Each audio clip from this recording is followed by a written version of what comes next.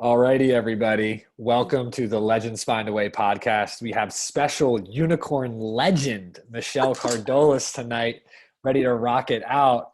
And just wanted to say a few things about Michelle just to get started. For those of you who do not know her, she is a real life ninja, second Mhm. degree Taekwondo black belt, and the first woman in her organization to hit the $1 million club in sales, and has remained there for the last 12 years straight. All of this while battling Crohn's disease, dropping from a size 20 to a size 4, and founding her company, Ninja Beast Fitness, whose mission is to educate, inspire, and motivate people to take massive action in their life so they can be powerful, fearless, and live life on purpose. Mhm.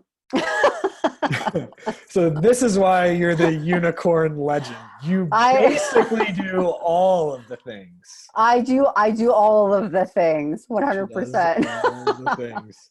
Well, dude, Michelle, so grateful to have you on tonight. And you are the first guest on the Legends Find a Way podcast. And I couldn't think of anyone better to share their legendary story than you. So very, very grateful to have you on. Thank you so I'm much. super pumped to be here. So as many people probably, I guess some people won't know, I am having coached with you, having such a powerful and amazing leader such as yourself, helping me cultivate my own even more warrior within, allows me to be this unicorn coach. So I'm super excited for this. Let's go. And provided we have no technical difficulties, this is going to be a smooth ride. So with that It will said, be. It will be. before everything we've done, there's been so many other things here that like I see that I'm like, wow, like this is all stuff that you have yourself overcome. You have yourself have battled through and taken control of your life and taken ownership of it and moved it in a totally different direction. I know there's just so many things to dive into. It's difficult to necessarily choose where to start, but I think that, let's dive into the real life ninja. I mean, how does one even get started in Taekwondo and become a black belt? Because I mean, I know personally for me, I've been a bodybuilder, I've been an athlete, and the whole martial arts thing has been like the final frontier for me. And so seeing you do that is just, it's powerful. So please tell me a little bit about that. Yeah, it's very similar to how you would start any other fitness journey. You go to a couple of classes, you start out as a beginner, you start out as a white belt, which signifies that you are new and you have no knowledge of Taekwondo. And it's like I said, it's repetition, and it's practice, and it's practice, and it's, many tournaments and belt testing and constantly, honing your skills, improving them, going into your most uncomfortable places mentally and sometimes physically too, because it is a contact sport. It's not meant, we're not trying to knock people out as you Right. would see in a boxing, but you do got to get a hit, and some people are really uncomfortable with that and it freaks them out. So there is a little bit of embracing your fear factor, which Mhm. is really fun. But yeah, you put in the time, you put in the work, dedication, and the discipline, and you get there. So, Right. No doubt requires insane amounts of discipline amongst the other accolades and things that you've accomplished in your life. And my question to you is, what was the thing that got you interested in Taekwondo? well, it's interesting because my Taekwondo journey is a lot different than most. And so I started actually when I was younger, when I was 14, 15 years old, when I was growing up in a rural community. And there wasn't a lot of sports out there, and there wasn't a lot of sports available for girls. So it was pretty much a hockey town, or volleyball. And I didn't really have any interest in playing volleyball. But how it actually unfolded was that just through the way that I had been brought up, and the negative people and parenting and very abusive environment that I had, which I'm sure we'll touch base on later as well. I really gravitated towards martial arts because I wanted to be able to protect myself. And so I wanted to have those skills. I wanted to have some type of sport that would allow me to feel a little bit more stronger, a little bit more confident, and feel like if I got into a really, really bad situation, and I had already gone through some bad situations, that I would have a way to be able to get out of it. And so, yeah, being a woman, I think you should be able to defend yourself in any situation, in any place. And so it really, I was interested in it for two reasons. One of them being really good. I wanted to be able to defend myself. And number two, not such a great reason, I really just wanted to hit shit. Right. I guess you needed somewhere to kind of take some of that stuff I out, especially needed, at a young age, yeah, right? I needed a release, and I was fortunate and both unfortunate that I had a very physically violent upbringing. So I needed to take that out on in a way that I could, because I'd felt cornered and stuck, and my back up against the wall, literally, that I hadn't had any defensive skill. So it was definitely an outlet for me to be able to get out my aggression where I could in a safe environment and learn control. So and really learn control. So, but Right. then I after I graduated and I was 18 and all sorts of other interesting life things unfolded, I stepped away from martial arts for over 10 years. And then when I came back to it, Huh. I started over. I started again from a white belt. I caught on really fast because obviously I had a few years already under my belt. And so No I was pun able intended. to, yeah, exactly.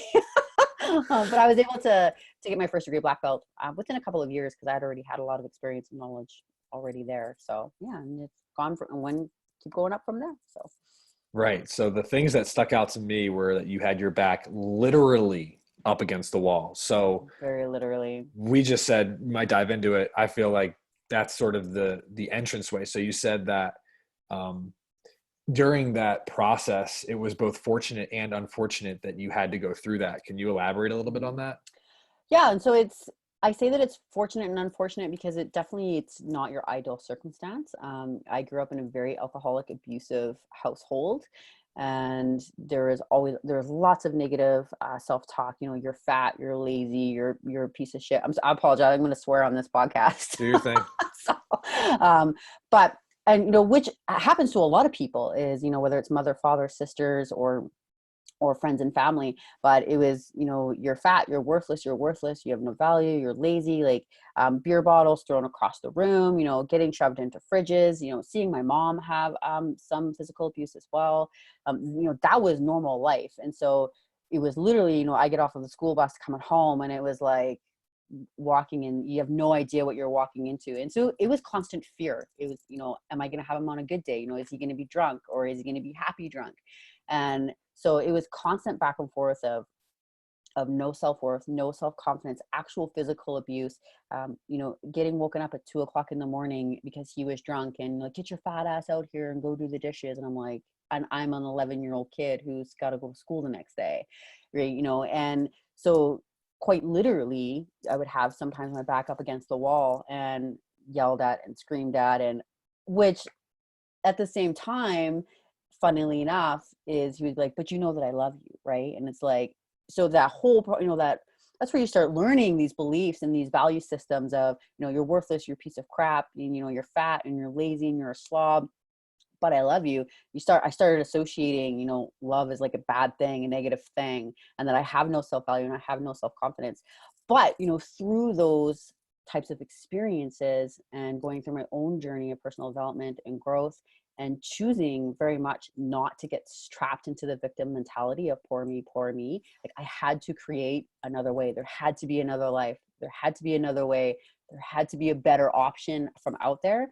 Those types of experiences allowed me to push and become really successful and driven, and know that there's more out there, and then achieve it, and actually know that there is, to help other people see that too. Because it's easy to get trapped into that of those beliefs follow you your whole life. If you've never learned anything different and that's your environment, it's, all the people that I've coached, almost every single woman, there's always something in their past that somebody has instilled a false belief into them that they know to be true, and they just leave it suppressed because they don't want to deal with their emotions. So my question to you is, and I think it's, there's no coincidence that, the program you've cultivated, the community you've built is all about being the warrior and the warrior within, and finding that courage within yourself to overcome yourself. And, my question to you is, when did you feel like you became aware that you had associated love with like a negative sort of connotation to it? And like, how did that impact you when you started to become more aware of that down the road? Yeah, it shifted my entire life. And so I was married very young. So I had married my high school sweetheart when I was 20 or 21. Wow. But it was, and for those of you that don't know, I'm 34 now. But it wasn't until then, because we had had so many marriage issues. We were going to marriage counseling, and I don't hold anything against him. We were much better friends than we were lovers and partners to be able to grow in a marriage.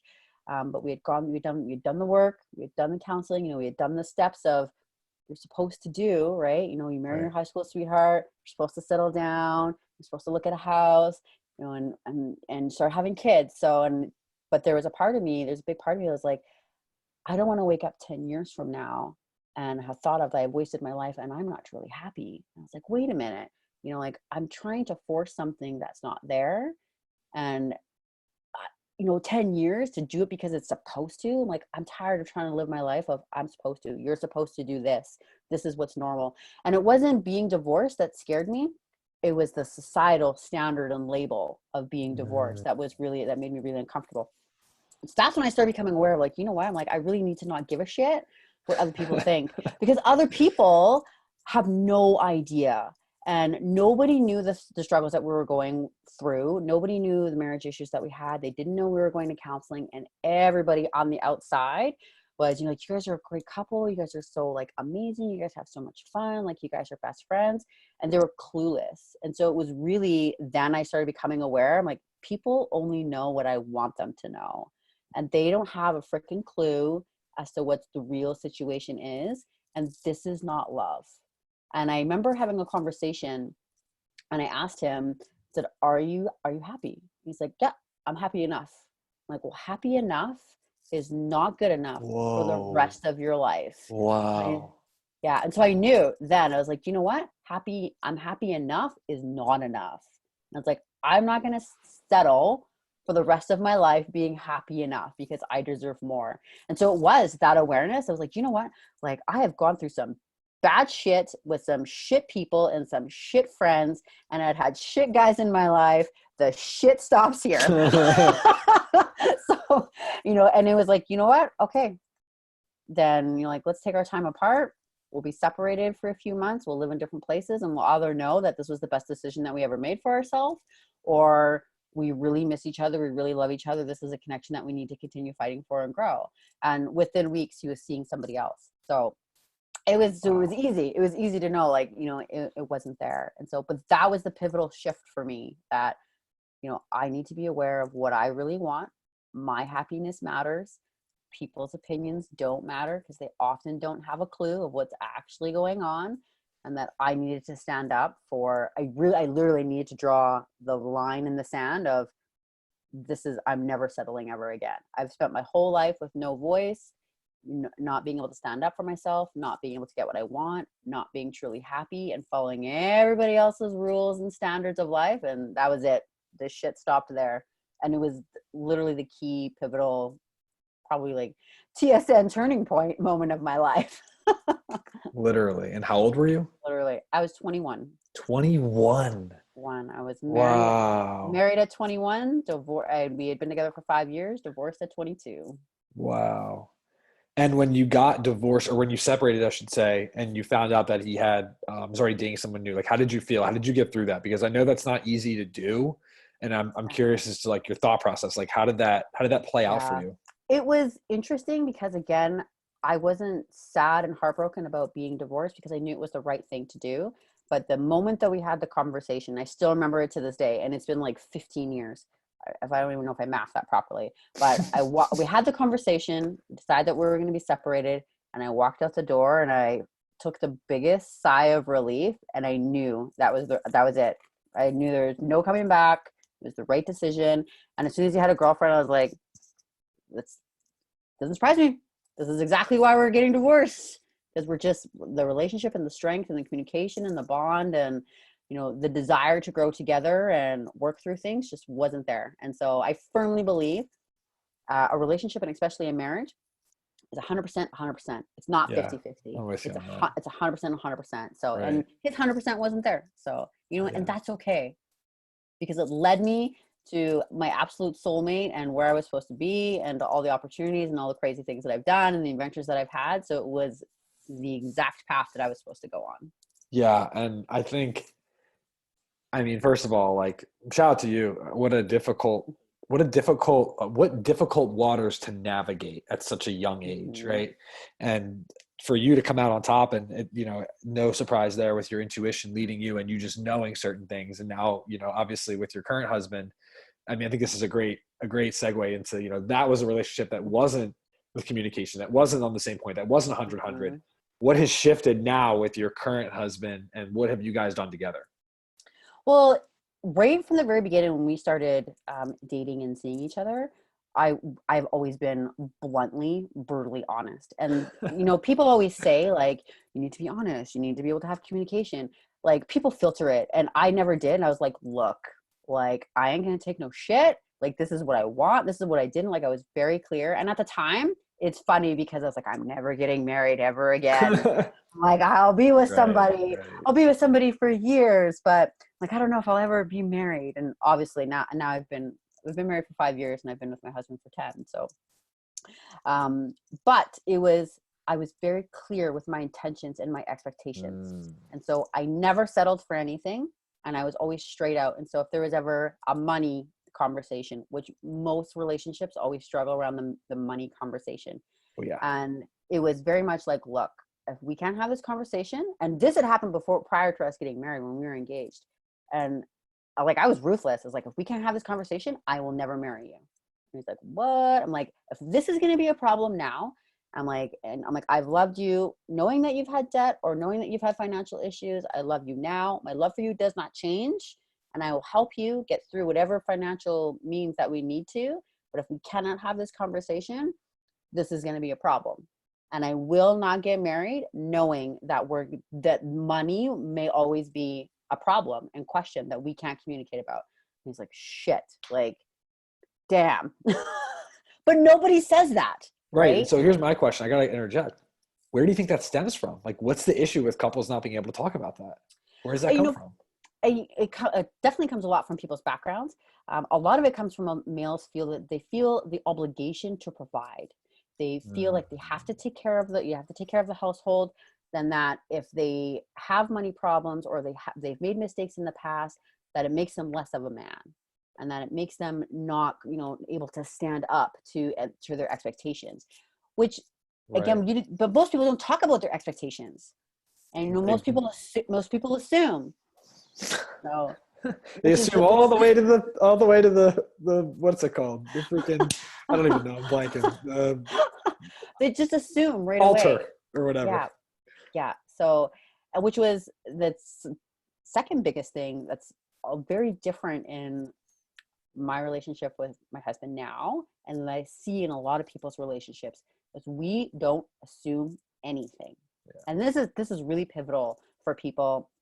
If I could give one person, you know, anybody listening, any type of relationship or marriage advice, is never assume anything. Yeah. And it's simple from, hey babe, can you give me a hand with laundry?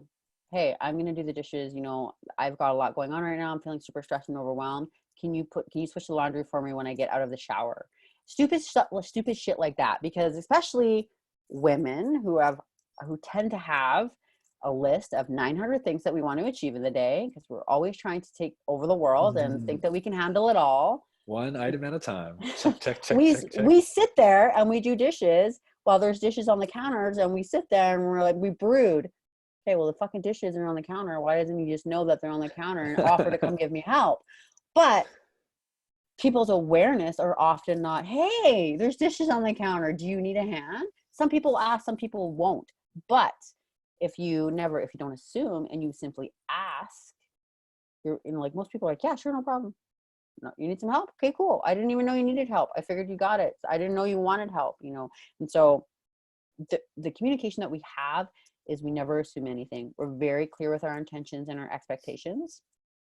We're very bluntly honest. And this happens, it's interesting because people are always like, oh, you know how it is. Like, you know, you guys argue and you fight. And like, we don't fight. Yeah, I agree. We do not fight. We have conversations.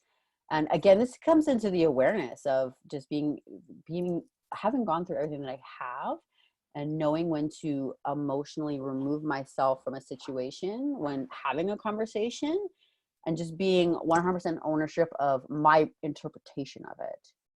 And so it's one thing, you know, to communicate effectively. It's another thing to make sure that you're being understood.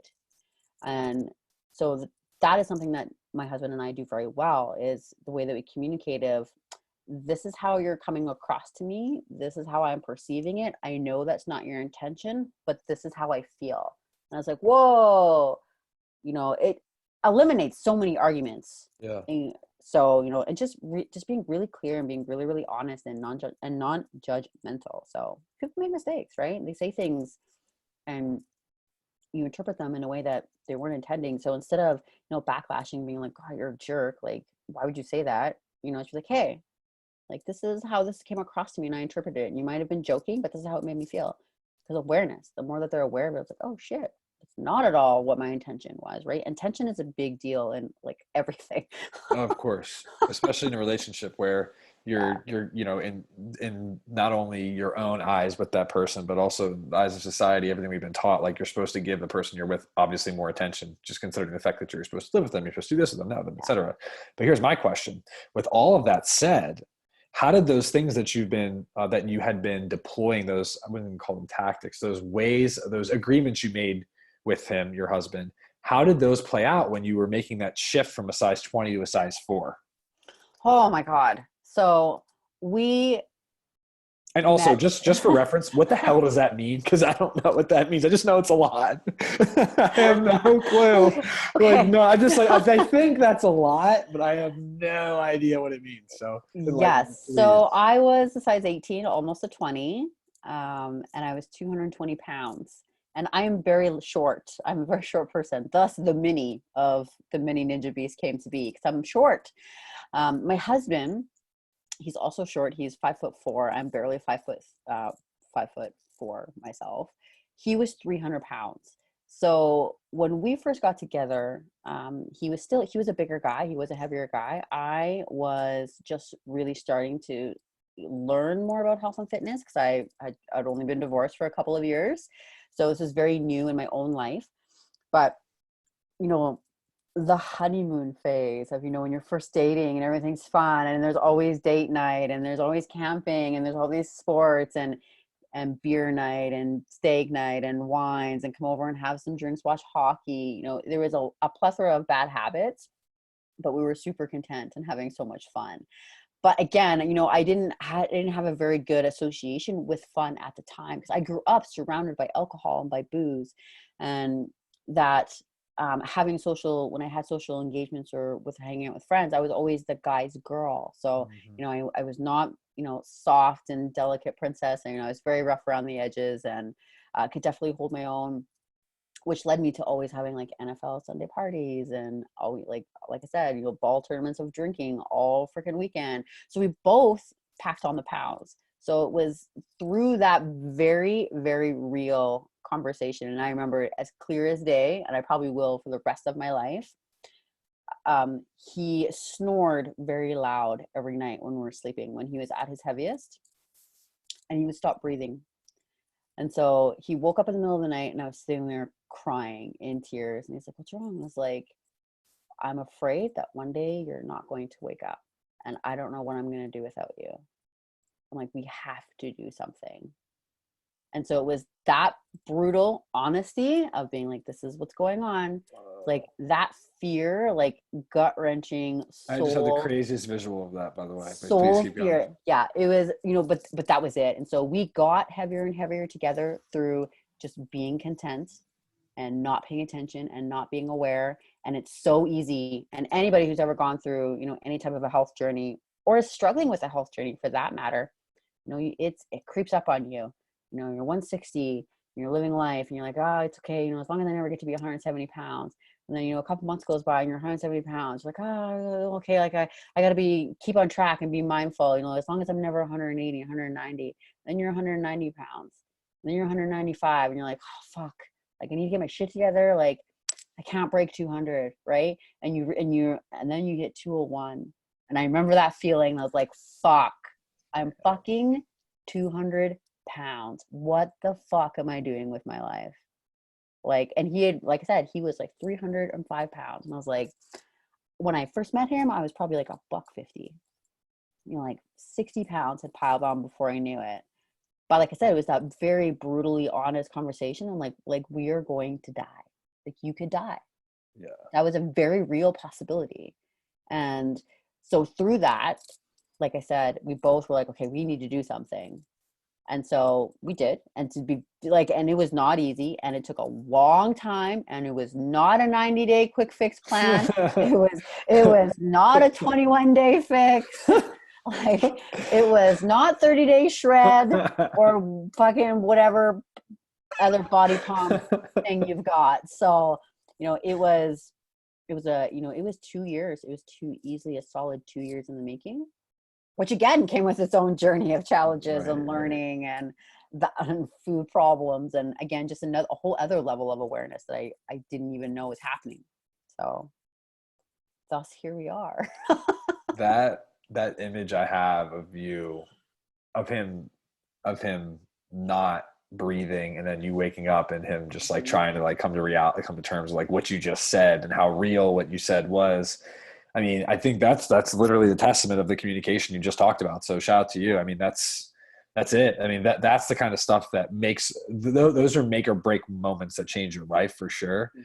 And no doubt that has, that has transmuted and translated into your success, starting Ninja Beast Fitness and all the stuff that you have done, helping other people, other couples in general lose weight and really get into a place where they're feeling good, right? Not just Yeah. necessarily like looking good, but feeling good, right? And there's a big difference between I'll say.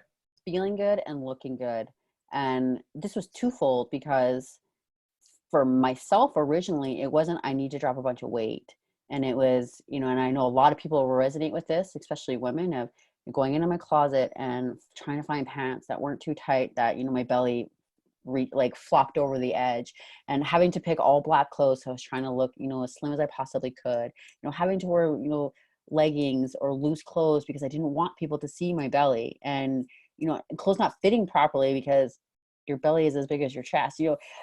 At the time when I was heavy, I had a double D and an E size chest, and like clothes don't fit. And so equally, when I went the other way and I lost a bunch of weight and I changed my body composition, like that became non-existent, and I lost all of my boobs, which I was happy to do so. But again, it wasn't about I need to lose a bunch of weight. Like, I didn't feel good sleeping next to my husband.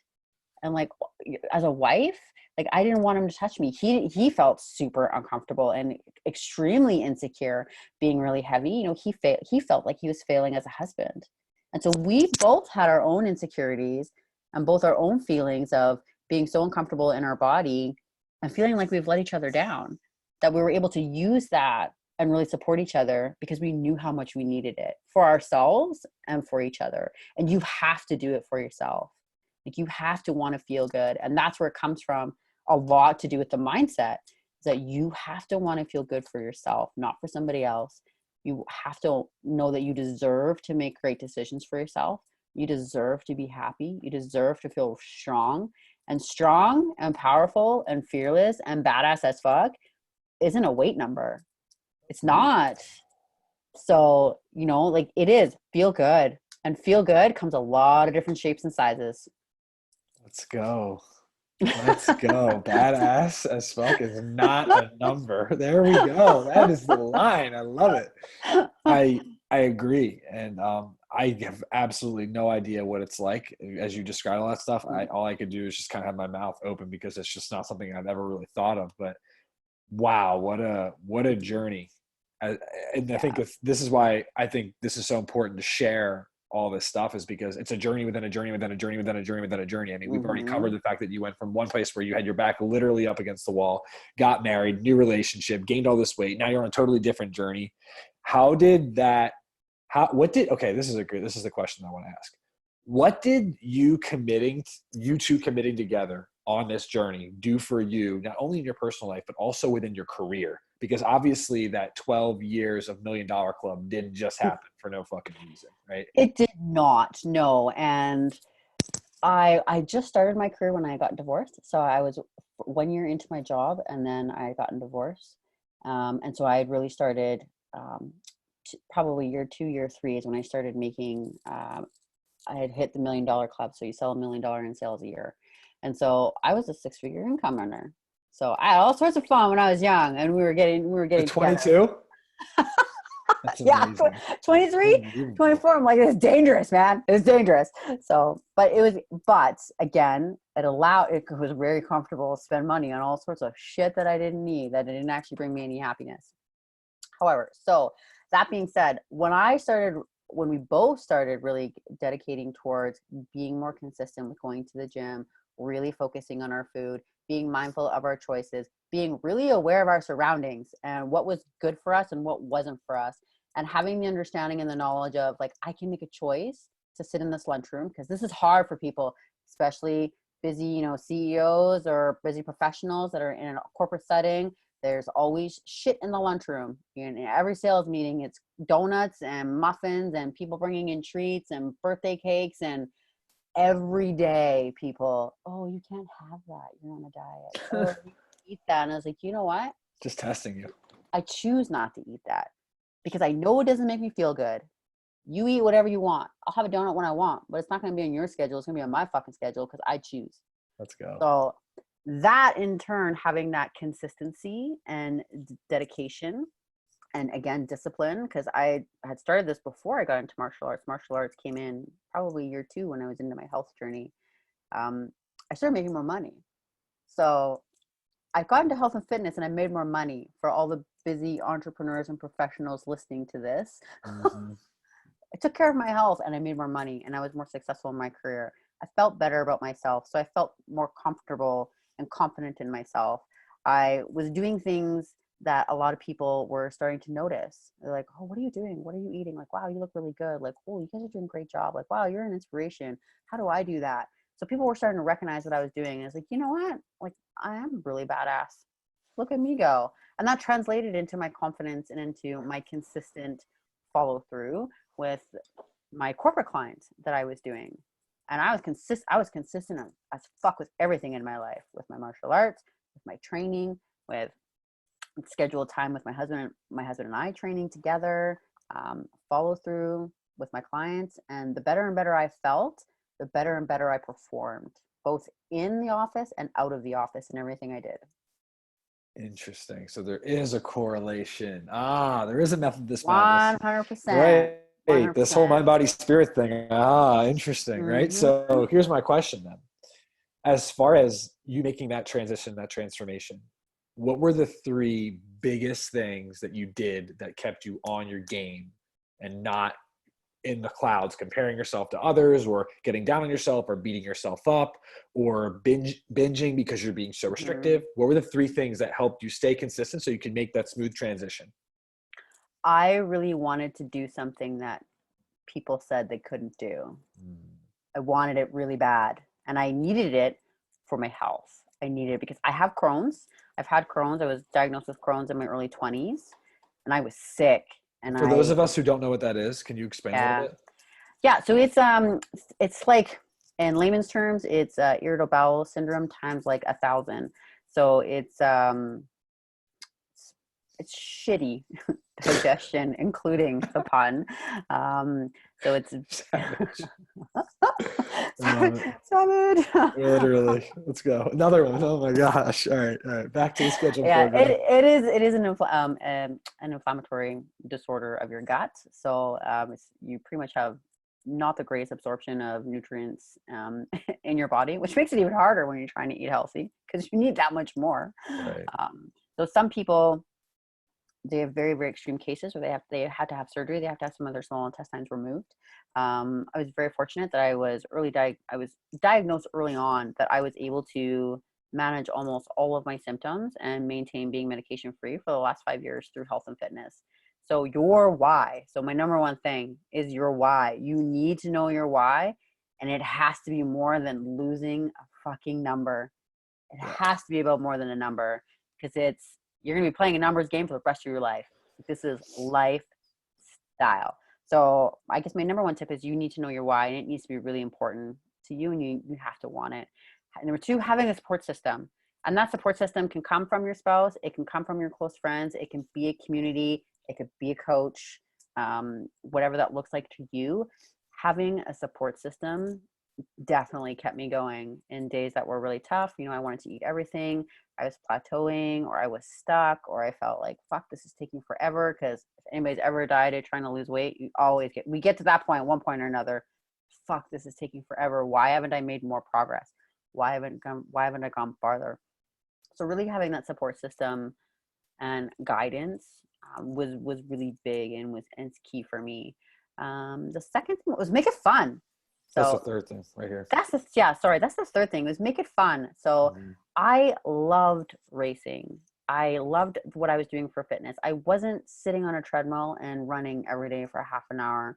I wasn't getting up at 5 a.m. and doing fasted cardio, fucking fit life, like whatever. You want to do fasted cardio, have at her. Like you go, girl, take your selfie. But I made fitness fun because I never wanted to be in a position in my health journey, which was this leads into my whole bodybuilding shift. Is that I never wanted to be doing anything where I was like, I can't have that. I can't have this. I have to go do this. Dragging my ass to the gym because I have to go do this. I wanted to enjoy what I was doing because I knew it was going to take a while. And I didn't want to live in a whole life of restrictions. Again, because I was like, I'm never going to settle. So nobody's going to tell me I can't have this. Like, screw this. I'm going to. And so make it fun. Enjoy what you're doing, which is also the key to success. Because if you enjoy what you're doing, you're going to keep doing it. And this is a long game. You need to toss out the 30-day fucking shred program, because this is long game. Dude, and I there's one thing I just wanted to add to that because I think it's so important. I remember being in college and I was really, really high one day on psychedelics. And in that moment, I realized how long life really can be. Mm-hmm. Like, it's much longer than we give it credit for. Yes, of course, things can happen and in a moment it's all over. But I think it's really important to understand how long it really can be. And when you see people who are unhealthy at a certain age that's younger, you really want to think about what that must feel like to actually be that young and be sick. Because there's just, the truth is just, your health is wealth. That is unanimous. Anyone on earth will tell you that. So that is a universal truth, right?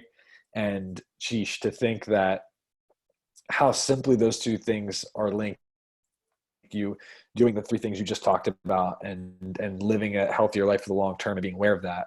I just think that's a testament to you putting the effort in and really visualizing yourself where you wanted to be, which I'm sure stems from your why. Yeah, absolutely. And if you don't make time for your health, you will have to make time for your illness. So, and that was very relevant in my life, because I was sick and my husband was not breathing. Yeah, that's real. And like, that was scary, but there were so many other insecurities for his own why that were, like, even were more powerful for him, and funnily enough, sometimes for people, death's not the thing that scares them, because we're so oblivious to time. And we forget, like, our time is finite. We don't get to stick around here forever. So, we just keep going through life. And the more and more I became aware in my own life of my life experiences, and this is what really helps me stay away from the victim mentality. It's like, you have so much life to live. And there had been so many traumatic life experiences and so many horrific things that I have gone through in terms of, all of the physical violence and all the verbal violence and the emotional abuse and physical abuse. I was sexually assaulted and molested from a family member when I had grown up. I had been raped when I was 16 years old. I had a miscarriage when I was 18 years old. I'd witnessed a murder when I was freaking 14 years old. I'd had, drug problems and alcohol problems. And so there was a lot of shit. I had more than enough reason and excuse to be like, oh, well, like, look at my past. This is what I know. This is what's normal. This is what I've been taught. Right. But there's so much life to be lived and to be had and to be experienced, that the more and more I traveled with my husband, the more and more, aware that I became of that. And I was like, those things aren't going to define me. We get to make a choice every single day of how you want to show up to the world and who you want to let win and have that kind of power over you. And I was never going to let somebody have that kind of power over me, ever. So thus the warrior way. Dude, the warrior way. Legendary. You are the legendary ninja, dude. That is for sure. And like, I mean, you just named like so many things. And it's interesting because when you think about everything you just said and you put it in perspective in your own life, it's like, okay, well, I view these things in my life as bad, which of course we all know that this stuff's relative. But at the same token, when I think about all the things you've been through and how you were able to take that and then transmute it into something positive. I mean, even like some of that stuff, even with the divorce, I mean, that was at 21. And then the next year you end up in your first year with it, with your company, at the $1 Million Club. Like, how do you bounce back so fast? I'm resilient as fuck. I for me, it's mindset, and this far better than some of the people I've ever worked with and talked with and have coached with. But there is a mindset shift that often people are not even aware of. And I wasn't aware of it at the time, but I was like, I'm not going to not win. I'm not going to let this define me. I'm not going to be this poor divorced girl. And I was going to do the work, which is, part of my own warrior code. And the people that I work with and I teach is do the work. I was going to face the hard times and the fear, and I was going to get really uncomfortable because I knew that's where the magic happens. And I'd seen people do it. Other people had done it. And I absolutely thrived on, for a girl. I being in a corporate world of doing a so-called man's job of, well, this is like, well, women, like we have never had any women do that. Well, I was going to do it. And it's like, you're crazy. You're doing like 3 Spartan races. Yeah, I'm going to do 6 more actually. So, the more crazy and outlandish that it is, the more I wanted to do it because I love possibility. I love, a lot of people have said, what does it feel like to be a role model? I'm like, I'm not a role model. I'm a possibility model. I show you what's possible so that you can do it because it's achievable. And I truly believe that we are limitless. If you do the work and show up and you want it bad enough. So, and I wanted a different way of life. I wanted to be successful.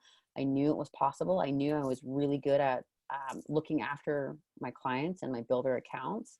And so all my hard work was going to show off for that. And it was really hard and unachievable. And the more unachievable it is, the more I want it. The more I want to do it. So, yeah. So I want to go a little deeper with this because I think this is powerful. And I think that anyone listening right now that is working for a company can benefit from this particular anecdote that we're about to dive into or a segment. As far as you and your job, right? So you are in sales, correct? Yes. And what are you selling? Kitchen cabinets. Okay. And so I'm the designer. Yes. So you're the designer. So we asked you, what were 3 things that helped you with your fitness journey? What were 3 things that helped you really learn how to work with people and deliver a high quality service, or in this case, the product to them with as little friction as possible so you can continue to cultivate that relationship moving forward? You know what? It's no different than coaching, doing the coaching that I do now out of my corporate, as I wanted to help people. I just shut up and I listened. What do you need? What do you like? How is this going to make your life easier? Is this going to make it more efficient? What kind of lifestyle do you have? I asked questions. I didn't sell shit. They told me what they wanted and I made it and I gave it to them. Sales is not selling. And that's counterintuitive. People are like, well, you're going to sell shit all the time. No, they come in, they see you, you have a solution to their problem. And so I was the solution and I let them tell me what their problem was. And so very often I rarely asked in my designing career. And it was, it's been a 12-year career and I've dealt with a lot of people and I've done thousands of kitchens and my designs are on the side of our shipping trucks. I've been in multiple magazines and publications and I've won, 1 billion awards. I don't tell people what they need. I let them tell me what's not working for them so I can give them a better solution. So it's a more functional space so that they can be in their space and they can love it and they can feel good.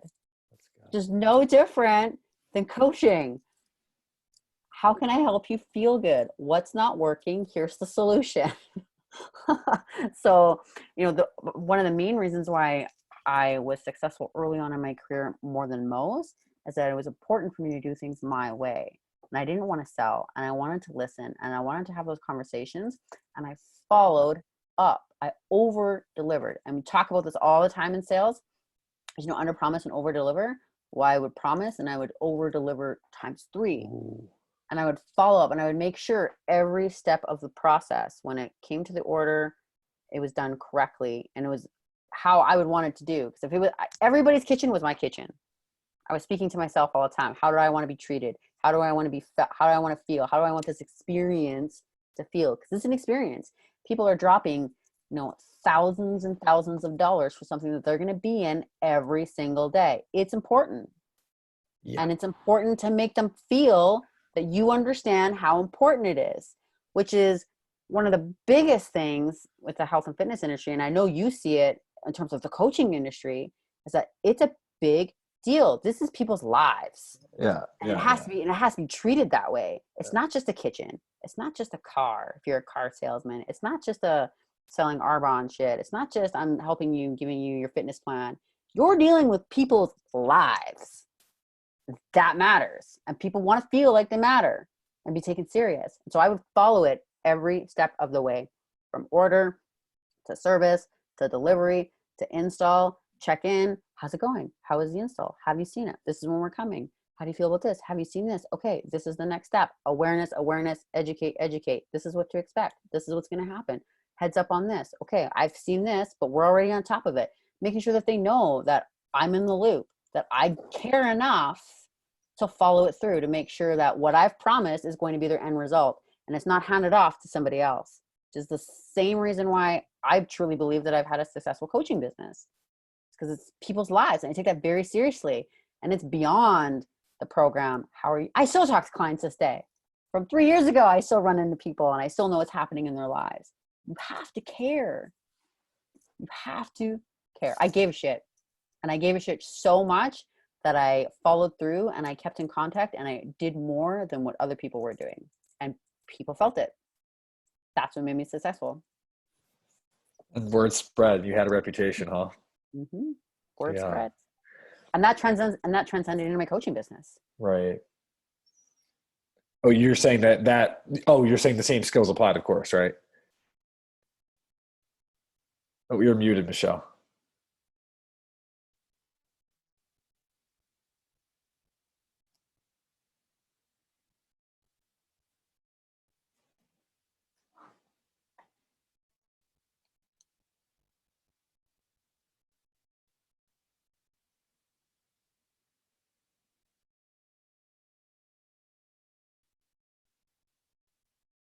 And we're going to wait for Michelle here for a second. She shall be back.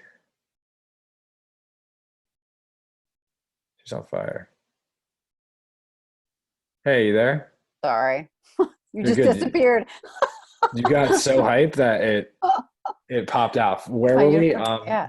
Translated over? No, I said the same skills applied from my corporate job into dealing with people, from selling kitchens to doing health and fitness coaching and mindset and personal development.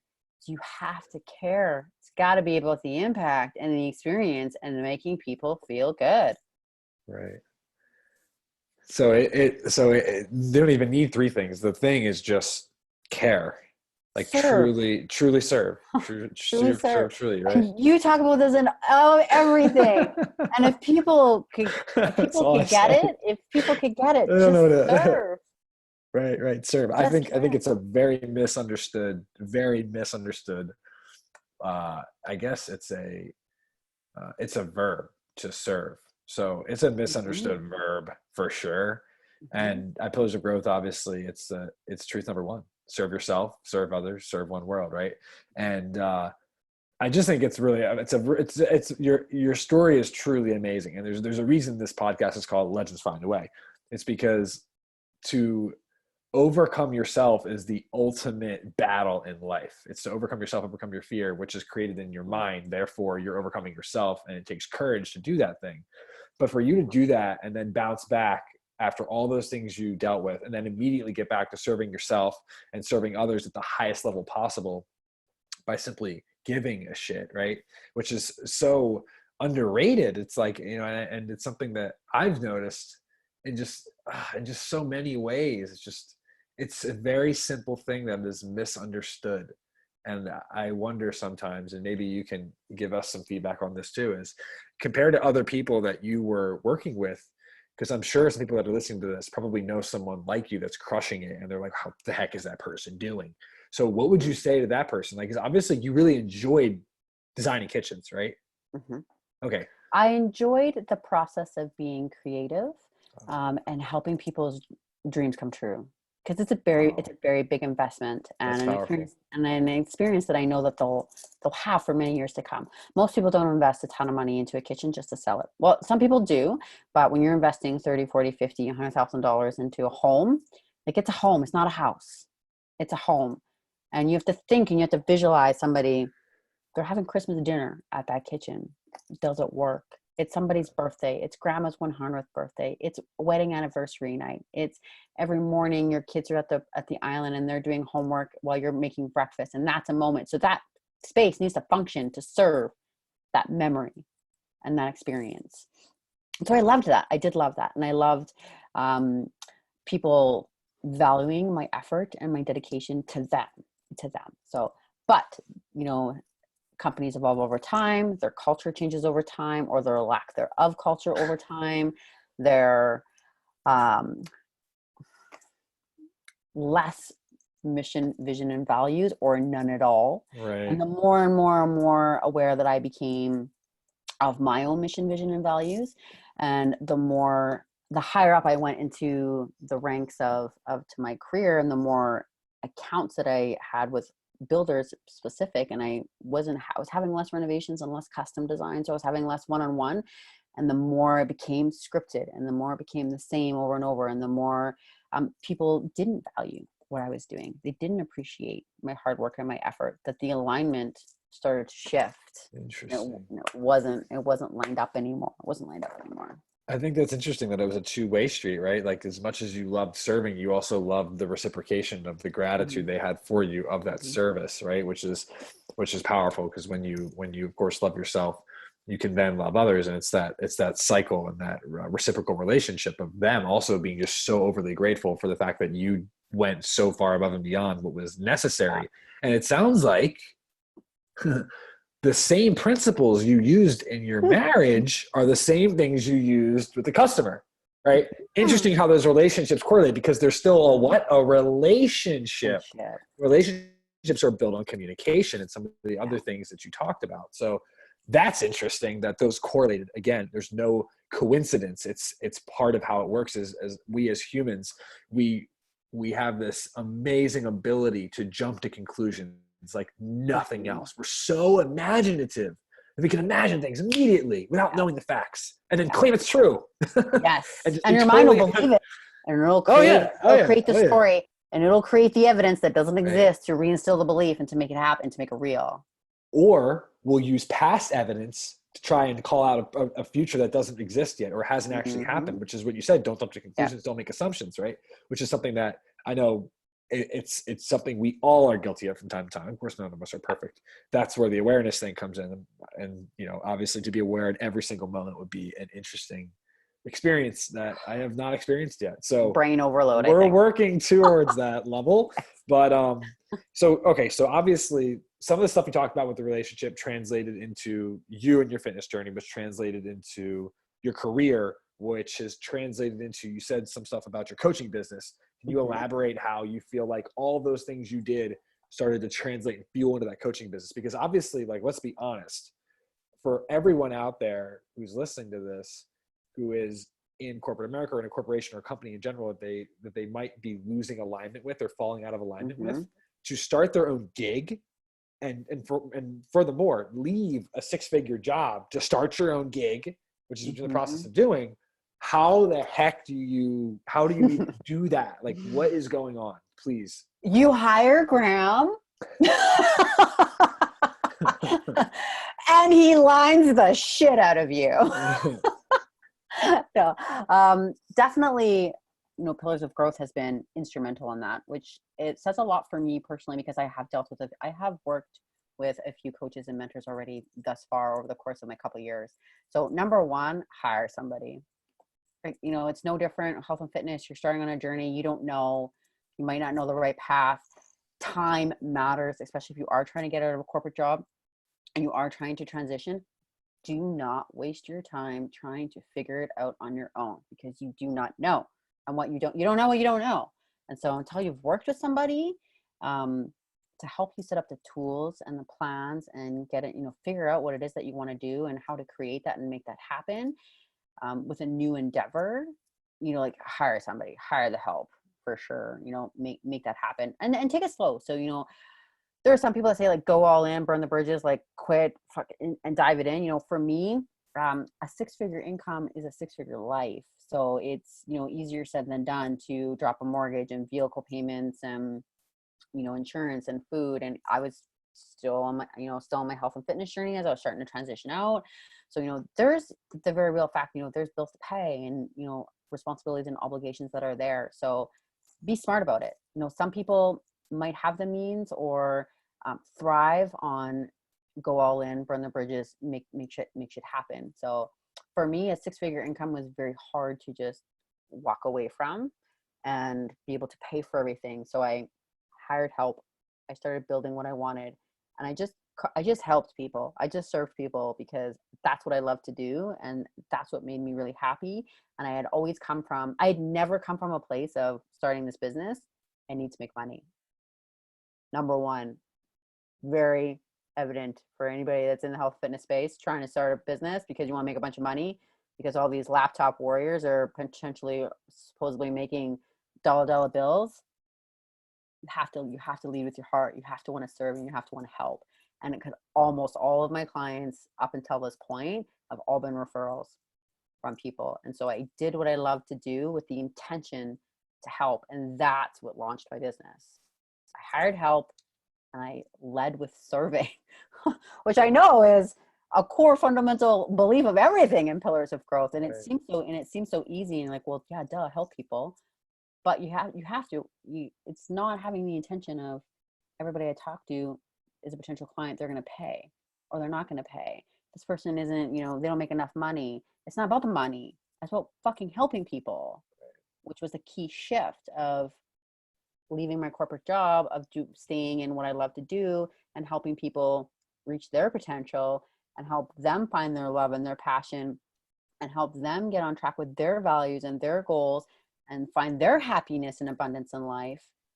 Creates more happiness and abundance in my own life. Abundance. For me, abundant. And for me, it didn't make sense to just drop everything and go all in. So, you know, I had to plan it. I had to financially plan it. I had to save. I hired amazing fucking people to have in my corner to help me be able to become a better person, become a better coach, thus be able to create more clients. So hire the help. Number one, don't figure it out on your own. And a new business venture, time is money. And if you're trying to get out of corporate America or corporate whatever, efficiency, it's a way better investment, and time per value, you know, whatever it is that you're going to pay, you will get tenfold than wasting 9 months trying to figure it out on your own. Yeah, I agree with that. I think that, and it's really funny. I was watching an amazing show the other day. Some of you might know it, some of you might not. It's called Avatar: The Last Airbender. It's a cartoon from Nickelodeon. And the best episode in the entire show, have you seen it, Michelle? Yeah. Okay. Yeah. The best episode in the entire show is when Sokka meets his sword training master. And I forget his name. Oh, I don't remember. He's like, this is the way of the sword. And he's like so legendary and iconic. And the thing that really stuck out to me after I finished the show last week, I evaluated it and I was like, okay, what are the biggest lessons I learned from this show? Like, what did the show teach me?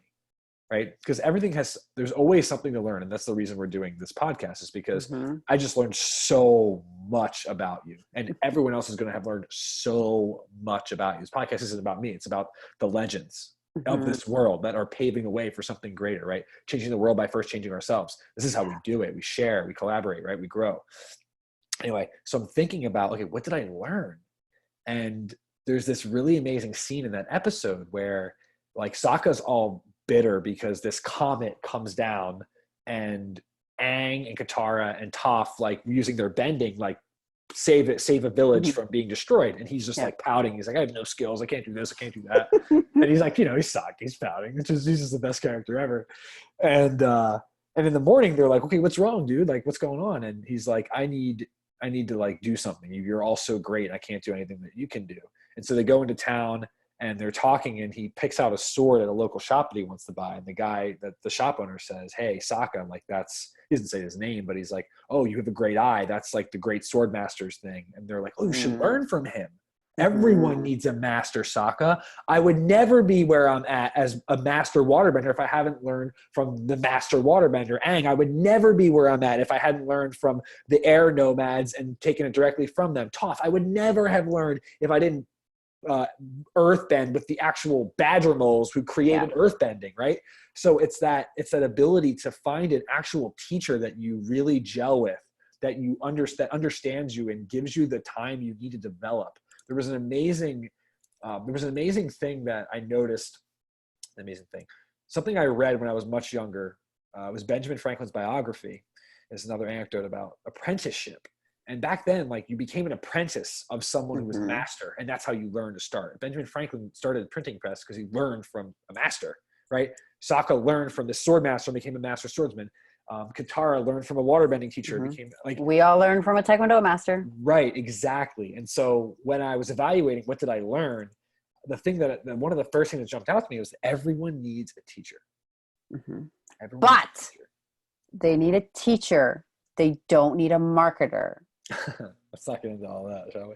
Well, no, I know, because I think this is relevant. It's really important. Let's do it. Because coaching, especially with coaching and therapy and psychologists, and because coaching you did an amazing video about this on your Instagram, which is why I bring this up, is because I have worked with some very big names in the coaching space, quote unquote coaching, and of helping fit pros make tons of money, because it's all about the money apparently. That's a whole other topic, but it's the teaching and the coaching of getting to your own mindset as myself has been the number one significant difference in this program than any other program that I've done, which has led to the most powerful and most amount of personal development and breakthroughs that I've had in the last 3 years of anybody that I've worked with, that has allowed me to be able to get to this point where I am with where I am with my company, where I am with as a person, and what I'm able to do for the clients that I serve. Because people do need teachers, they do need coaches, and they do need mentors and people that are in their corner. We don't often need a lot of marketers, and it's really hard, even in the fitness space of being a fitness trainer. I hired three trainers, fitness coaches, online fitness coaches. I hired one before I was one. And I got my nutrition plan here. Here's your meal plan. Eat your egg whites and your broccoli and your chicken, and like bro so hard, and do your 900 hours of fasted cardio. Here you go. And like some of your weight every week. There you go. Like, really? Yeah. Knowing what I know now, like, we don't need another person giving you here's a piece of paper, follow the instructions. I can get that on Google myself, right? People don't have an information problem. They have an implementation problem. Right. An implementation problem comes from within. Yeah. So teachers and role models are pivotal in people's growth. And like I said, I'm allowed to toot your own horn. Well, you do this far better than anybody that I've ever seen do it so far in this space. So I appreciate that, Michelle. And I think it's back to what you said. I just care a lot, like a super lot. And I don't have anything else to do in my life. Right? To be completely honest, like I just love serving. Like what would be more fun than serving myself every morning?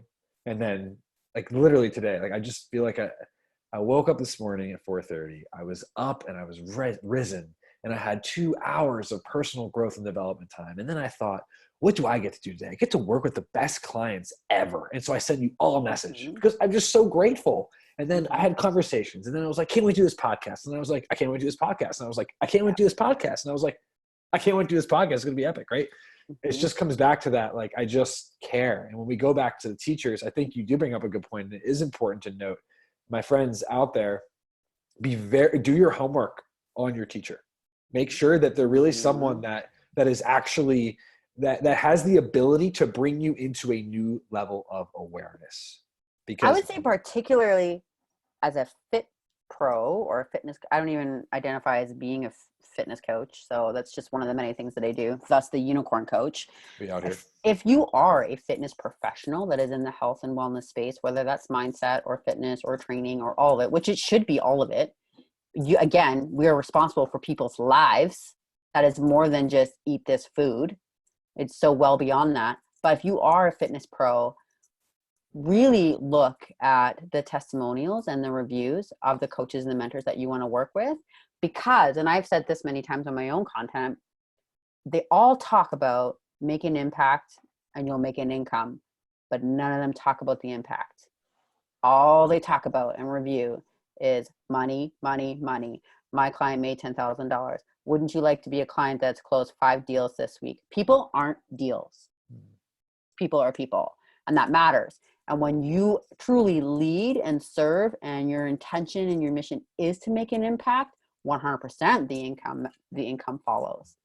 But you need to be about that. And so for sure, if you're researching, your coaches as a fitness professional wanting to develop that, like I said, this program has been 100% everything that is not everything else that I've done, which who would have thought? I've been instrumentally way more successful. Oh. Right. Yeah.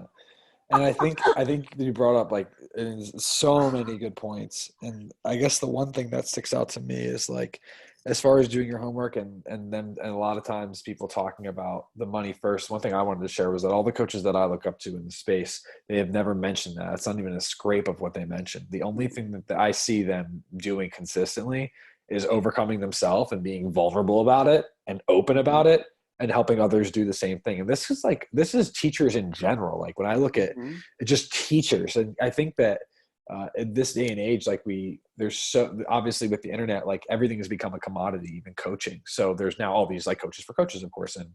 And I think that the thing that is so interesting to me, and we'll go deeper with this because it's something I think about a lot. As a business owner, you are a freaking coach. Like in the end, we're all coaching each other. We're all playing follower and leader at different times. For example, right now, like you said, obviously we created Leaders and Legends, and it's helping you make a transformation. But on the reverse, guess who's going to be the best student ever when I want to learn Taekwondo? Right? So it's we're playing these roles and we're carrying them out. And so when it comes to like finding a teacher that you really want to work with, pay attention if they're ever willing to be a follower. Right? Because if they're not, that says a lot about their ego. Right? I'm insecure. I don't want to feel inferior. Michelle, like if we Taekwondoed, you would kick me in the face, and it wouldn't be the first time you kick someone in the face. Right? So it's important, I believe, to be really aware of that. And again, moving back to the awareness thing, the sign of a great coach, sign of a great leader is someone who can bring you into a new level of awareness without hurting you, with empowering you into that new level of awareness so that you can then overcome yourself, overcome your limiting doubts, your beliefs, the things that have been holding you back from that next level for you, instead of just being like, I'm going to tell you what to do XYZ every single day. And if you do it, you're going to get to where you want to be. But now you're a clone of me. And this is the same thing. This applies to the fitness and health space. It's the same thing. And this is a reason why so many of my clients have had such powerful transformations, and not just great weight loss. Yeah, they've lost weight. Like some people have lost a lot of weight, but they've had such powerful transformations. It's because I'm not giving them a food plan. I'm not telling them, here's what you got to do. Go to the gym 5 times a week. Make sure that you eat this. Here's your macros. Have a great day. I'll chat with you next week. It's not about that. And it is that awareness and learning, what is your lifestyle like? What is one thing that you can do? What's one small habit that we can work on? Why is this coming up? Why is this limiting belief here? How do we get through that? What's the new story and the new narrative that you want to tell yourself? It's so much mindset based, and being curious and asking the questions and listening to them to help them create better thoughts, which we all know create better actions. And when you have better actions, you create better habits, and better habits create better results. And that's how you create a better lifestyle for yourself. But it's, again, like it's not just here. Here's your training plan. Here's your exercises. You got it. Eat 1,800 calories a week. Then what? Like, what do you do with that? So, and there's, so much of the health space and so much of the coaching space is like that. As a fit pro, if you work with a business coach, okay, message. Make sure you post content 3 times a week or 3 times a day on all the platforms, and have a funny post, and then have an inspirational post, and then have a transformational post, and message people of like, here's all of your strategies and your steps. And it was like one of the very first things when I was talking to you, which really stood out for me. You're like, yeah, just stop. If you don't want to, just don't. I was like, what? Like, if it doesn't feel good and it's not aligned with you and your brand and like who you are, don't do it. And I was like, really? Like, yeah. Oh shit. Right. Right. I remember right. that. It was I was like, thank you. Thank you, God. Right. Which allowed me through, shifts and the work that we've done to want to create content and want to message and talk to people and have conversations, for my own shift in alignment. And so it's, yeah. It created the space for you to be creative again. Mm-hmm. Right. Which is something that I've noticed is, again, there's just so much of people just telling people and wanting to hear themselves speak because they want to make sure that what they're saying is true based on the other person's reaction, which I've been there and I'm still there. Like, that happens all the time. But it's being more aware of that, and especially hyper aware of that when you're working with clients and really just people in general. Of like, my job and like me as a human, I'm not going to tell you, and I can't tell you what to do because you're just going to carry out what I want you to do. It's important that, and there's a really great quote. There's a really great quote by Socrates. He says, I can't teach a man anything. I can only make him think.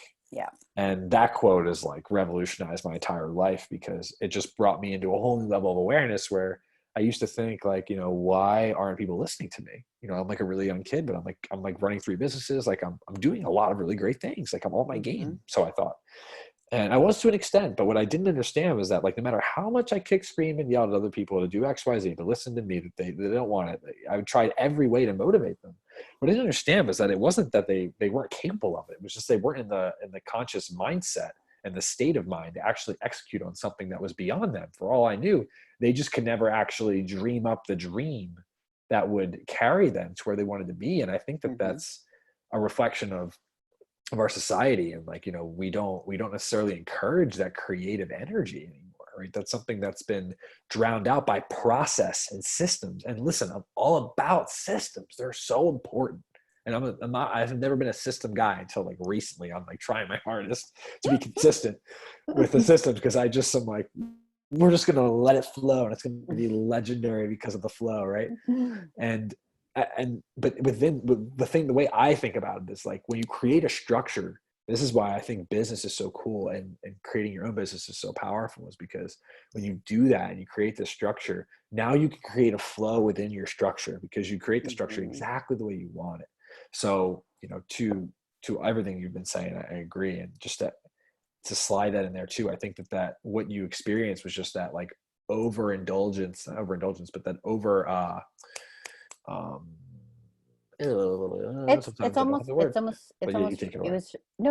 was freedom. Right. You were one of the first business coaches that was like, I'm going to tell you what to do. What do you think feels right now? Why do you think it feels right? Why do you not think it feels right? Where is this coming from? It's all things that it's ironically, I ask my own clients when I'm working with their mindset and personal development, right? Is where is this belief coming from? Is it true? If it could be anything else, what would you want it to be? Right. But a lot of business coaches are doing that. Okay, well, here's the framework. Here's the messenger script.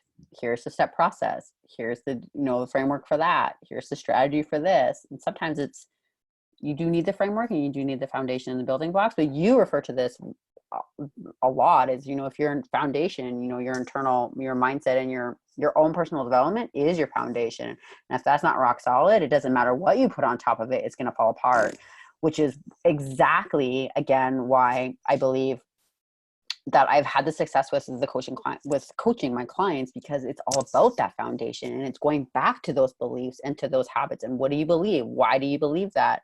We need to have a new belief system, new values. You need to dive into that and get aligned with yourself before you could ever try and make a better food choice for yourself Or you keep doing the same 30-day plan over and over and over again. I'm dieting, I'm not. I'm dieting, I'm not. You know, and people ask me, I was at a speaking event the other day, and they're like, oh, well, what kind of diet are you on? I'm like, I'm not on a diet. I haven't been on a diet for like 3 years, for 2 years.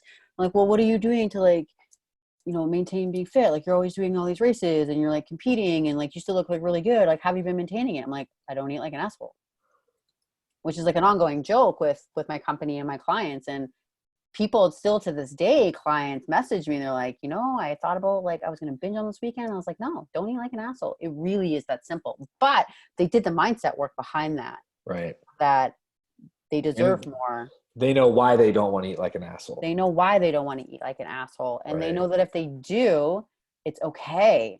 And they can just keep going and get right back on track, right? That, you know, that you're allowed to make a mistake. Cause I've had days where I've messaged you and I'm like, I hate everything. I quit. Right. And like, I'm just like, you're fine. I'm like, yes, I am. But you create that space better than I've seen anybody else do, because you don't tell people what to do. You help guide them, which is how it should be, so that you can come to your own discoveries, like you said, how you're making the unconscious conscious, and therefore you can. And the unconscious conscious, we out here, dude. There you go. So here's my question to you then. So, I mean, obviously, the mission of your company is to educate, inspire, and motivate people to take massive action in their life so they can be powerful, fearless, and live life on purpose. Mm-hmm. So here's my question, because most people don't know what's under the hood of a coach and like what goes through their mind, how they actually work with their clients.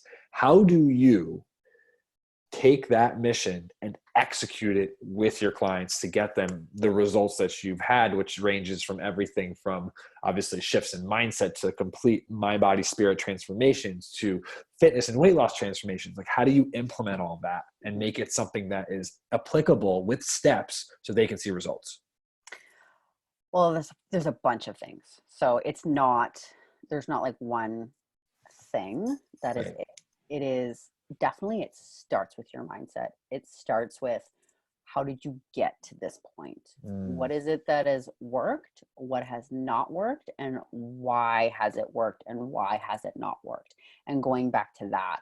And so diving into everything that doesn't work, you know, all the restrictions, or, you know, quite often I actually coach a lot of people that are coming off of keto because they can't maintain it. Which again, if you want to do keto, all the power to you, you do you. I applaud anybody that can do anything consistently and it makes them happy. So that is my underlying thing of all my coaching, because I teach macros if they want macros, if that helps them, if they're an athlete, sometimes they need that type of program. I teach flexible eating, I teach intermittent fasting. You know, I have vegan clients, I have vegetarian clients. Whatever you can do consistently makes you happy. And that's where it starts. What can you do that you enjoy that will make you happy? One thing, one promise, one goal a day. You did not get to where you are now in a week or in a month. You're not going to get to where you want to go in a week and in a month. And so the starting point, the precipice of most of my programming is the mindset of, where are you self-sabotaging? What are the limiting beliefs? What are the things that you have that, of all of the ways that have not worked, how can we make it work that you enjoy it and that you want to do it? And I'm in so much contact with my clients that I know, like, when they're struggling, they reach out. I'm talking to them almost every other day. So it's really having that obstacle and that hurdle that comes up and dealing with it then. Why is this a problem? What belief is this triggering in you? Because a lot of them, it's not just food and fitness. It's mindset and wanting a better relationship and wanting to feel better about themselves, or having a positive mindset. They realize that they're always unhappy and they're negative about everything. You know, asking yourself, and these are some of the questions that you have mentioned, we talked about earlier too. Is this belief true? Is it true? According to who? Is what I say a lot of times. Like, well, you know, I assume like this, it should be like this, and I know I should be making more progress, and, you know, I know that I shouldn't care. I'm like, according to who? To who? Who? Well, you know, that's what they say. Who is they? Well, I don't know. You write the story. You create that, right? We create that in our head. And society over time, whether it's coming from your past or from the current, because social media is very prevalent, and creating this very fairy tale la la land that we should all be living in, You look at Instagram and this is how easy fitness should be. I should just picture 90-day shred. Woo, 8-pack. No, it's not how it works. It's mindset. Finding something that works with you, not against you, that you want to do and you enjoy. Feel good. It's all about feeling good. Yeah. Where did you learn how to effectively communicate with your clients beyond what was like surface levels? That stuff you learned from your job with your company and working with those clients, or is that something you have just sort of developed and just were trial and erroring and just figured out like, okay, this is how we get to the root of these issues? Because it sounds like for you, the secret is like, we need to the root. Once we get to the root, we can rebuild this foundation. And once you rebuild the foundation, you can build a freaking castle on top of this thing. You could build a planet, or you could build a little like tiny house if you wanted to, right? Doesn't matter. It was life experience. And every fitness coach that I worked with was everything that I swore I would never do. I put myself in I am my ideal client, and I show up the way that I want to now because I was them and I lived it and I coached with people. And so everything that I didn't like and I didn't enjoy, I swore I would never do. I would never coach that way. And people had amazing results. By the time I finally reached a fitness coach that was very much like coaches like how I do, was in contact with me. It was about feeling good. It was, not about being perfect, and taught me flexible eating and taught me flexible macros and allowed me to have a better mindset. That allowed me to have much more better results and more sustainable results. And it was life experience through helping countless people throughout my life, my friends, of their own personal struggles, and listening to them and giving them advice, and then watching them use that advice or not use that advice and have it change or not change their life. And so through trial and error I had always been the person that people had want to come and talk to. And so seeing them take action on the things that I would tell them to do, and to care less about other people's opinions and watch their world change, it's like, I'm onto something here. There's something here. There's something here. And just through my own personal journey of watching my husband lose weight and what was working for him, things that worked for me, things that didn't, talking through other people in the health space. I had started bodybuilding. I was prepping for a women's physique show. So I was friends with a lot of bodybuilders. And what did they hate? What wasn't working? How many of them were rebounding? Why were they rebounding? Because there were so many things that they didn't know. And there were so many mental things that they hadn't dealt with. And there were so many mental hurdles that I had to deal with just from my own personal trauma. Again, making that conscious choice. This is the person that I want to be. Always focusing on the vision and the intention of who you want to be and what actions match that vision. I don't know if that answers your question, but I think that answers the question and then some. So people come to me originally for health and fitness, like they want to lose some weight, and then I just changed their life. And they're like, shit, this is like way more intense than I thought it would be. Wow, I need so much help. And I know that to that point, I know that even you've had some clients that have even flown out to you. How does that work? Mm-hmm. I mean, I know this is because like, to be honest, I'm sure there are going to be coaches that listen to this as well. Obviously we have them in our network. So for those coaches who view themselves, I think this is a huge issue I see as well, is like, I'm an online coach. Okay. What does that mean? You only work with people online, right? So how did you make the I mean, it's obviously, it sounds like you had already been doing stuff in person just in general with your life, but like, how did you make that transition? How did that become a thing where people just came to fly out to you, or you just went on cruises with them? Like, how does that all work? So this happened without me knowing. So one of our coaching clients secretly plotted this with my husband to show up at my doorstep and thank us in person for helping change her life. And so my husband actually did all of her fitness and nutrition plan, and I did all of her mindset and personal development coaching. And so we really connected in terms of dealing with a narcissistic family member and steps and walking away, which is very, very hard to do. And I had to do it in my own personal life recently within the last 2 years. So I had made a profound impact again, impact. It was never about the money. There was never like, oh, you have 2 coaches, you need to pay more, or, oh, I talk to you too much, you need to pay more. It was never even on my radar, which I know, Abundance and service. Yeah. again, right, which I know some coaches do. Oh, you get double coaches, so you got to pay more, which is fine. That's how you want to do it.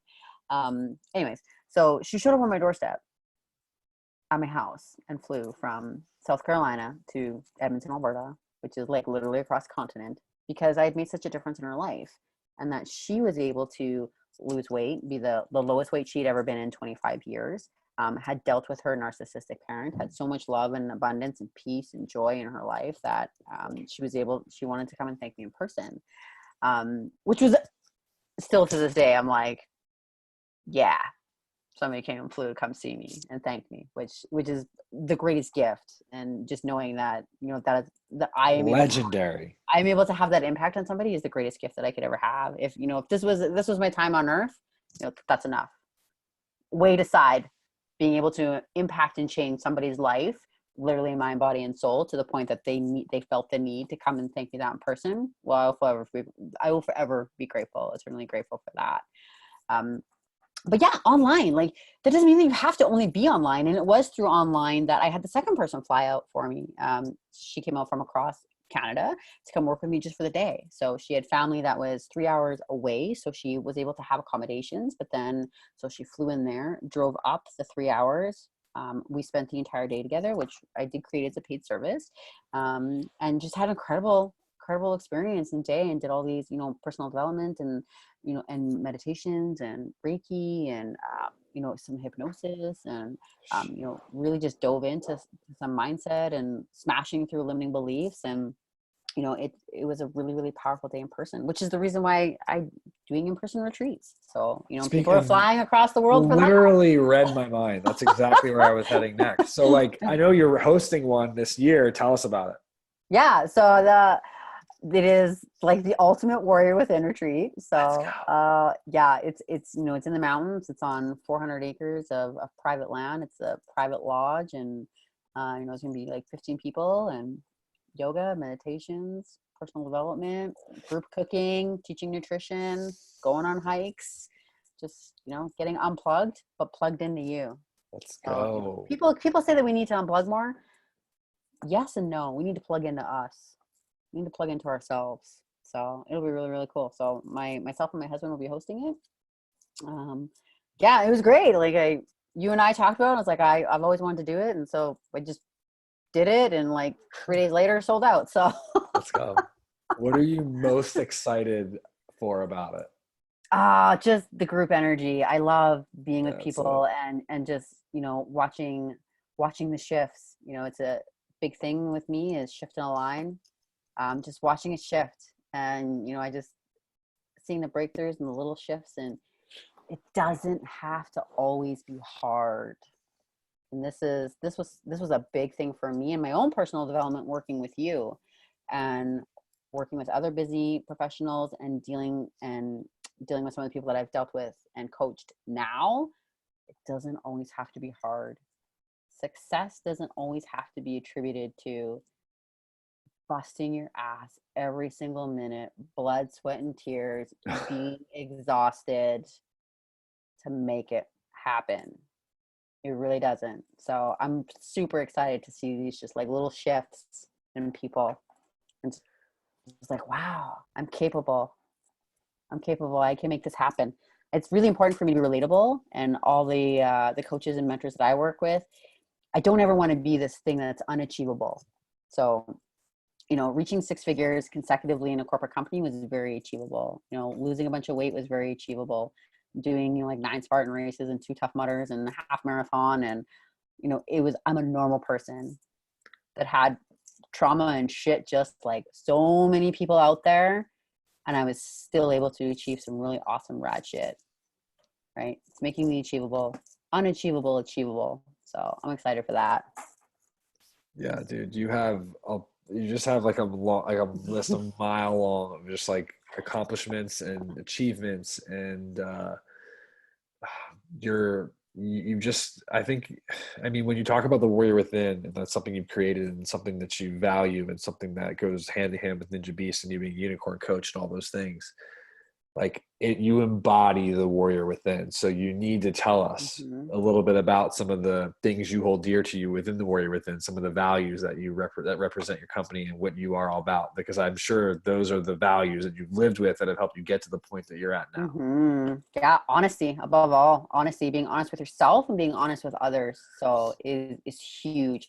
You know, and integrity. I know you talk about this all the time. Do the thing even even Do if the there's right consequences. thing There even we if it go. costs you. Yeah. I There we love go. that. So for me, you know, and this is also one of the tenets of Taekwondo. So it's no Oh, wonder that it really resonates with me as well. But in terms of me and Ninja Beast is it's like it's doing the right thing and staying aligned with yourself regardless of what other people think. And so, you know, it's similar in terms of, you know, regardless of the consequence. But what stands out the most for me is admit when you're wrong. I Again, and one of the other reasons why I've been so successful in my corporate career is because I've had zero problem admitting when I'm wrong. I'm going in like, I've screwed up. How can I be better? How could I improve? How could I learn? So, you know, be humble. You know, right. humble, you know, is really important for me Being a as well. student. Yeah, you know, always is curiosity. You know, and curiosity is another one of the core, you know, part of the warrior code. Always trying to learn more about yourself and learn more from others. So we're always learning. Coaches Let's have go. coaches. Coaches have Yeah, coaches. So yeah. We're always 100%. learning. So yeah, right. You know, and you know, be bold, be brave is another thing that we talk about a lot. It's I love it, dude. I but love it. you know, it's standing, you know, in the face of adversity, regardless of, you know, of what's there, knowing that you're able to get through any obstacle. And this is something that I've held really near and dear to my heart for most of my life, which has been most of the drive for a lot of the crazy shit that I've done in terms of races and challenges is regret the things you do, not the things you didn't do. So I'm just gonna do it. I'll figure it out. I'll figure it out. We'll figure it out. Regret the things you do, not the things you didn't do. I don't ever want to look back on my life and be like, oh, I wish I hired that guy. Oh, I wish I would have done that race. Oh, I wonder if I would have applied for that job. You get zero of the opportunities that you apply for. Where does this courage come from to give you that confidence to just say, fuck it? Oh, life experience.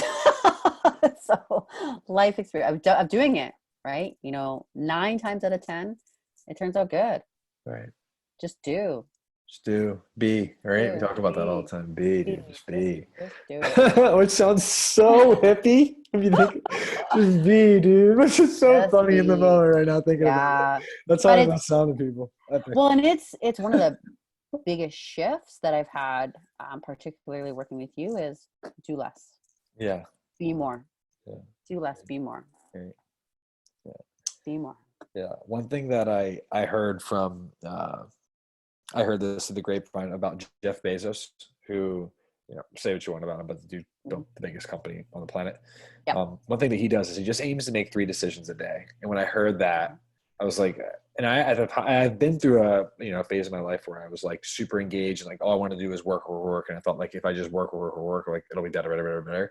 And then I kind of experienced that, and it really opened me up to the truth, which is that I didn't want to live my life that way. I was living my life under false pretenses. And, you know, in that younger 20s age, you're looking for other people who have paved the way to kind of mold yourself into until you discover who you are and discover your own morals and values, etc. And it's interesting the shift that's taken place since then of how much I appreciate nothing, because nothing is something. It's the time you need to process, time you need to heal, time you need to understand, time you need to think, time you need to reflect, time you need to be.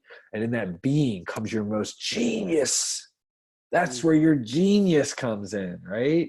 And it's that flow and alignment that allows you to create beautiful things. And there isn't a hurry. There isn't a fucking scoreboard. Like after a certain point, when you get out of competitive sports, like it's just about collaborating to make this world a better place. Right? Well, what you resist persists, right? And like, where, you know, where the challenges is where you need to lean in. That's, you know, the challenges where the change and the growth happens, which you know better than anybody. The one thing that I was like, I'm never going to do, and I don't ever have time to do is meditation. I'm like, I don't got 10 minutes in the day to meditate. And you're like, yeah, you do. Like, just try, right? You know, but it was the one thing that I was like, I don't have time for. Like, this is so hippie. Like, whatever, like, I don't know how I'm ever gonna make this fit into my schedule. And it's during these moments where I've been the most creative and I've had some of the most powerful, insane visualization and personal breakthroughs. Let's go. I do Yeah. the thing that I don't want to do. I still remember over Christmas break when you messaged me, and I was like, wow, this is insane. And I was just like so fired up for you. And, I think it's definitely one of the main personal development activities. I believe it's an amazing way for you to clear your mind and also align spiritually and get really present in the moment and just become very peaceful. And when I say be, it's just a heightened state of awareness where you just have the realization in this moment, like it doesn't matter. Like we're making a fuss over literally nothing, and it's okay. And then becoming aware of why other people are viewing it differently, and then not letting their energy infect where you're at, which is a much, much longer conversation that we probably don't have time with tonight because you have to go soon.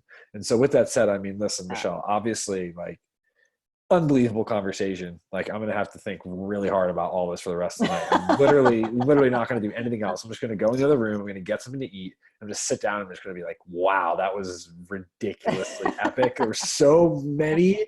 First of all, you had like about 3 or 4 mic drops where it was just like, boom.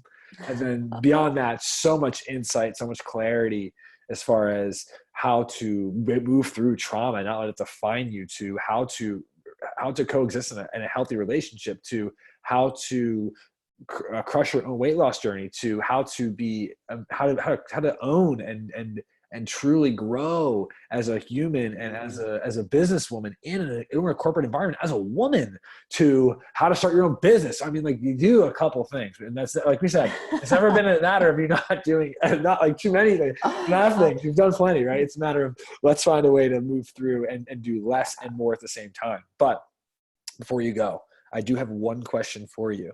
Absolutely. And that question is, and it really goes to me, it means a lot, because this podcast, Legends Find a Way, is all about allowing people to speak their truth and talk about their legendary journey and show how they've overcome adversity again and again and again. That is what Legends Find a Way means. Legends Find a Way means overcoming yourself.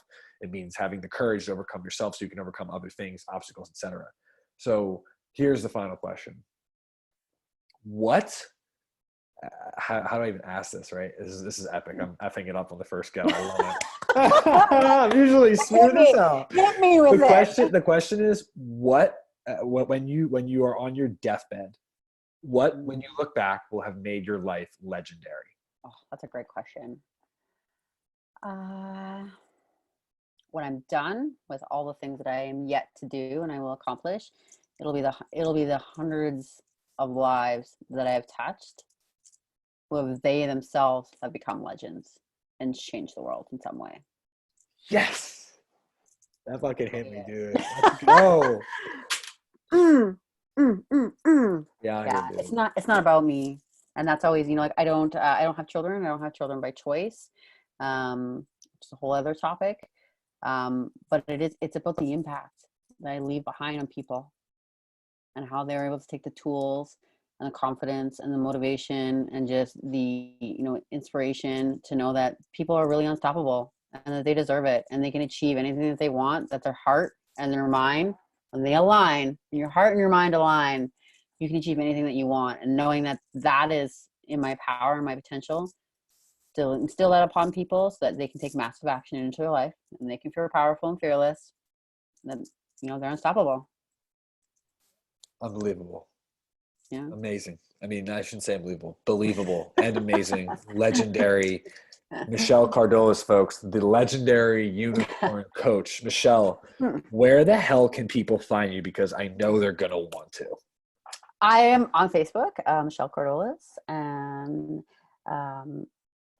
do I have to spell it? Kardolus? I'll put it. Yeah, I feel like I'm like LMNOP.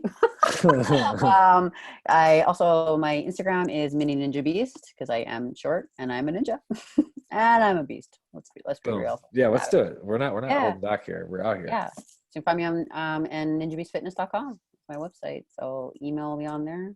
Michelle at Ninja Beast. It's all the Ninja Beast things. Just look for the Ninja Unicorn. Right. Literally. And I think that for all of you out there who resonate with Michelle at any one of the, billion levels that she just opened herself up to, amazing vulnerability, amazing openness from you, which is very rare and very humbling, right? It's humbling. I mean, I'm humbled listening to your story and hearing the things you've gone through, and I'm sure others are as well. I mean, how could you not be?